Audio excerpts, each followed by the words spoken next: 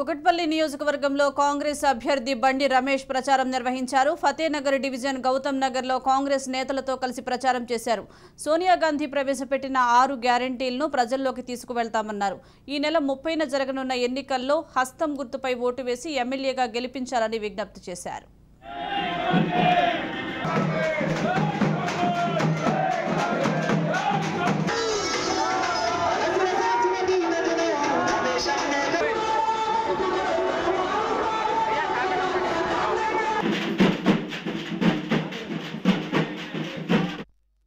నియోజకవర్గంలో ఎక్కడ చూసినా ప్రజలు సమస్యలతో కొట్టుమిట్టాడుతూ ఉన్నారు. ఇందిరానగర్లో అయితే కనీసం నడవటానికి కూడా రోడ్డు లేని పరిస్థితి. వాళ్ళు అక్కడ డ్రైనేజ్ వ్యవస్థ పూర్తిగా అస్తవ్యస్తం అయిపోయింది.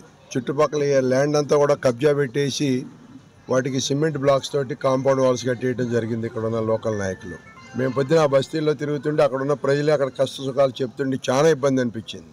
కనీసం వాళ్ళకి నీళ్లు రావటం లేదంట. మరి ఆ మిషన్ భగీరథ ద్వారా ఇల్లు నీళ్లు ఇచ్చామని చెప్తున్న నాయకులు ఒకసారి ఇందిరానగర్ వెళ్ళి ఆ రోడ్డులో తిరిగితే అక్కడ తెలుస్తుంది నీళ్లు ఎక్కడ వస్తున్నాయి, ఎక్కడ రావట్లేదు 24 గంటలు అనేది.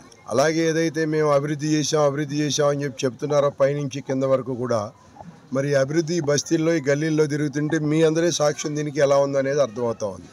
కాబట్టి నేను ప్రజలను ఒకటే కోరుతా ఉన్నాం, ఇవాళ దేశంలో ఉన్న బీజేపీ ప్రభుత్వం కానీ రాష్ట్రంలో ఉన్న బీఆర్ఎస్ ప్రభుత్వం కానీ వాళ్ళు ఏబీ టీముల కింద పనిచేస్తూ ఇవాళ రాష్ట్ర ప్రజలని దగా చేస్తున్నారు, మోసం చేస్తూ ఉన్నారు వాళ్ళు.